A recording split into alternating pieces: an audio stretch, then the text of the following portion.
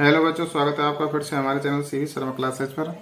आज हम हल करेंगे कार्यपत्रक 48, 49 व 50। देखते हैं पहले कार्यपत्रक 48। दक्षता है इसकी संवेदनशील बिंदुओं पर अपनी बात लिख पाना। क्या दिखाई दे रहा है? ये चित्र नंबर 1 है बच्चों। चित्र नंबर 1 में हम देख पा रहे हैं कुछ पक्षी हैं, तोते हैं, वो एक पिंजड़े के अंदर बंद हैं। तो यह प्रश्न है कि क्या दिखाई दे रहा है। तो हमने यहाँ लिखा कि चित्र नंबर 1 में पक्षी पिंजड़े में बंद हैं, वे अपने आप को गुलाम महसूस कर रहे हैं। लेकिन इसका प्रश्न नंबर दूसरा दे रखा है महसूस के लिए, नीचे वाली लाइन के लिए, कि चित्र नंबर 1 में पक्षी क्या महसूस कर रहे हैं। तो पक्षी अपने आप को गुलाम महसूस कर रहे हैं, ये यहाँ आ जाएगा। अगला देखते हैं बच्चों। ये हमारा चित्र नंबर 2 है। इसमें खुले आसमान में पक्षी उड़ते हुए, आज़ाद उड़ते हुए दिखाई दे रहे हैं। प्रश्न नंबर 3 है इससे संबंधित। चित्र नंबर 2 में पक्षी क्या कर रहे हैं? पक्षी खुले आसमान में आज़ादी से उड़ रहे हैं। प्रश्न नंबर 4 है चित्र नंबर 2 में पक्षी कैसा महसूस कर रहे हैं। तो यहाँ उत्तर आ जाएगा बच्चों, यहाँ पक्षी अपने आप को स्वतंत्र महसूस कर रहे हैं। अब देखते हैं बच्चों प्रश्न नंबर 5। आपको कौन से चित्र के पक्षियों की स्थिति ठीक लग रही है? हमने उत्तर लिखा बच्चों, हमें चित्र नंबर 2 के पक्षियों की स्थिति ठीक लग रही है, क्योंकि यहाँ पक्षी स्वतंत्र होकर खुले आसमान में उड़ रहे हैं। अगला देखते हैं बच्चों कार्यपत्रक 49। दक्षता है इसकी गद्यांश व पद्यांश को पढ़कर समझ के साथ उत्तर दे पाना। निम्नलिखित गद्यांश को पढ़कर दिए गए प्रश्नों के उत्तर दीजिए। सबसे पहले गद्यांश पढ़ते हैं। एक सोना नाम की मछली तालाब में तैर रही थी। सोना सुनहरे रंग की थी। उसे अपनी सुंदरता पर बहुत घमंड था। वह सबसे अलग थलग रहती थी। वह किसी से भी ठीक से व्यवहार नहीं करती थी। एक दिन वह गंदे पानी की धारा में बह गई। उसका सुनहरा रंग फीका पड़ गया।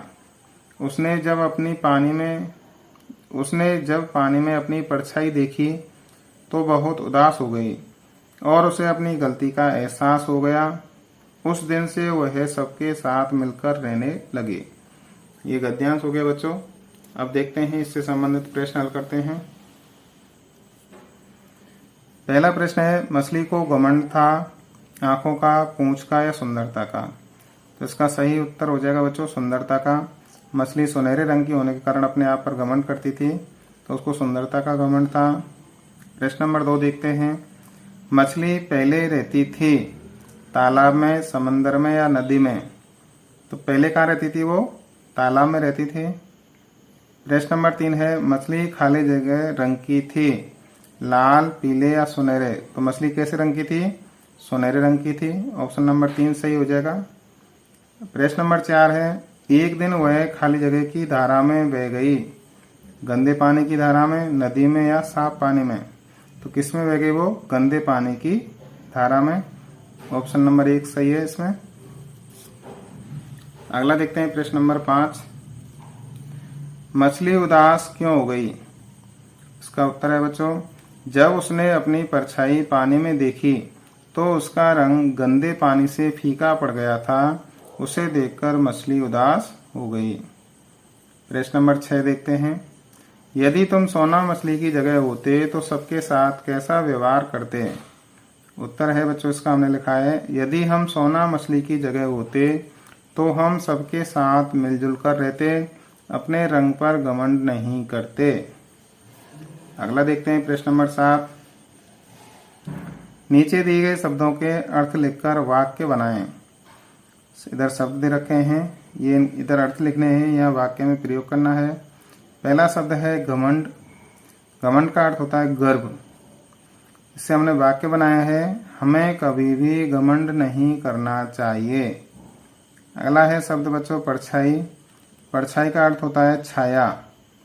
इसका हमने वाक्य बनाया है, बच्चा अपनी परछाई देखकर डर गया। अगला शब्द है सुनहरा। सुनहरा का अर्थ होता है सोने जैसा। मछली का रंग सुनहरा था। अगला शब्द है धारा। धारा का अर्थ होता है लहरें। नदी की तेज धारा बह रही है। अगला शब्द है बच्चों उदास। उदास का अर्थ होता है दुखी। वाक्य में प्रयोग किया है, मोहन फेल होने के कारण उदास हो गया।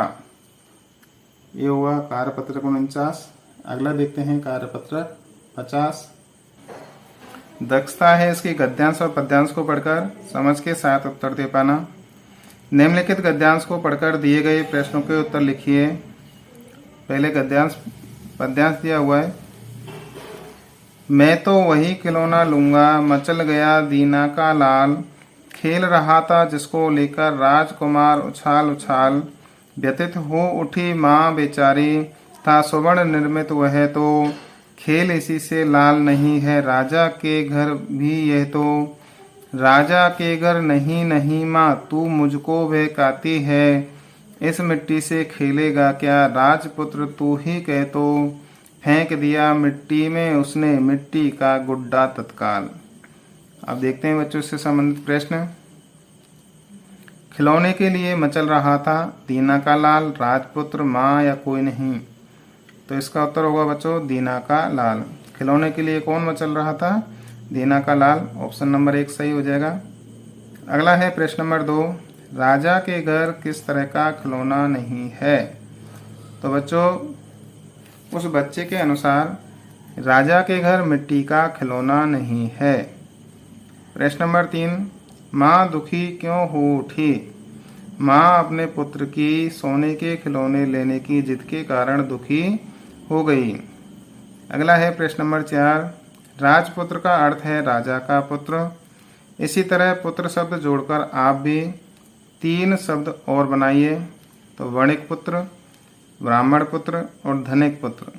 आप भी इस प्रकार बना सकते हो बच्चों।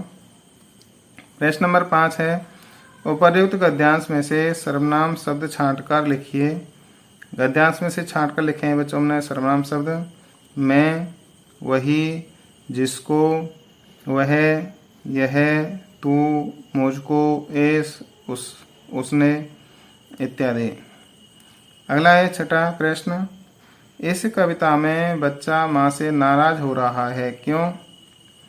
क्योंकि बच्चा राजकुमार के सोने के खिलौने को लेने की जिद कर रहा था, लेकिन माँ उसे मिट्टी का खिलौना दे रही थी, इसलिए बच्चा माँ से नाराज हो रहा था। प्रश्न नंबर 7, आपने भी कभी किसी वस्तु के लिए जिद की है, उसके बारे में लिखिए। तो बच्चों हमने उत्तर लिखा है इसका, हाँ मैंने भी एक बार रिमोट वाली गाड़ी लेने के लिए जिद की थी। आप यहाँ अपने हिसाब से बच्चों इसका उत्तर लिख सकते हो। अगर बच्चों आपको हमारा वीडियो पसंद आया हो तो वीडियो को लाइक करना, दोस्तों तक शेयर करना।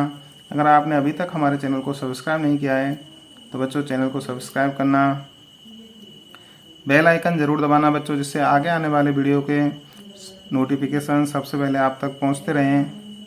बच्चों अगर आपको गणित के कार्यपत्रक देखने हैं तो आप हमारे चैनल की प्लेलिस्ट में जाकर देख सकते हैं, तथा 1 से 50 तक के कार्यपत्रक हमने अभी तक आपके हल कर दिए हैं हिंदी के, वो भी आप हमारे चैनल की प्लेलिस्ट में जाकर के पूरे देख सकते हो। आप सभी ने वीडियो देखा उसके लिए धन्यवाद। जुड़े रहें हमारे चैनल से, आगे आने वाले वीडियो देखते रहें बच्चों। मिलते हैं शीघ्र ही अगले वीडियो में।